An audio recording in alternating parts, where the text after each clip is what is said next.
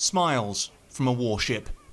Greenland's Prime Minister and the head of the Danish Arctic Command aren't the only ones feeling relaxed as the HDMS Einar Mikkelsen sat in the port of Nuuk, with Greenlanders welcomed on board the vessel over the weekend. Just as tensions between Denmark and the US appeared to be cooling though, questions over Arctic security were coming to the fore, with NATO at the centre of them. Secretary-General Mark Rutte addressed the European Union Parliament in Brussels, elaborating further on discussions he held with Donald Trump last week. For the US to stay safe, and by the way, Arctic region is evidence here, they need a secure Arctic, they need a secure Euro-Atlantic, and they also need to secure Europe. So the US has every interest in NATO as much as Canada and the European NATO allies. Trump had claimed the US needed Greenland for national security. Shipping lanes through the region are already vital assets for the US, Europe and Russia. Climate change is believed to see more access routes open up through the Arctic as ice recedes over the coming decades.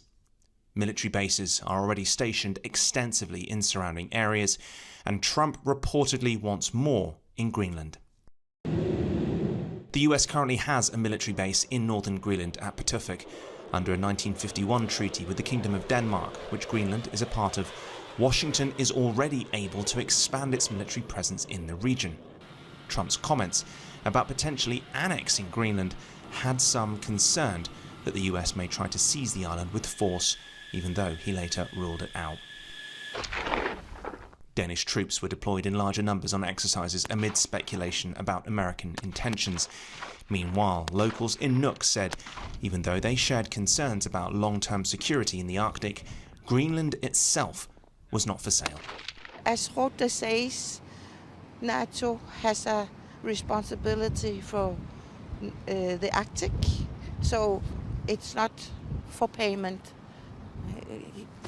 We are not willing to give him anything. As this is protection for everyone, not only for Greenland. Arctic security isn't just about the military. In fact, there's a whole series of things at stake here, including the economy, including things like the mineral wealth that places like Greenland have, and climate change is only likely to increase competition for that. The question that really hasn't been addressed is, what does security look like? Now, Mark Rutte and Donald Trump may think that means more sailors, more soldiers, more space bases, but for Greenlanders and for others living in the Arctic, it also means deciding their future for themselves. Flynn, TRT World in Nuuk in Greenland.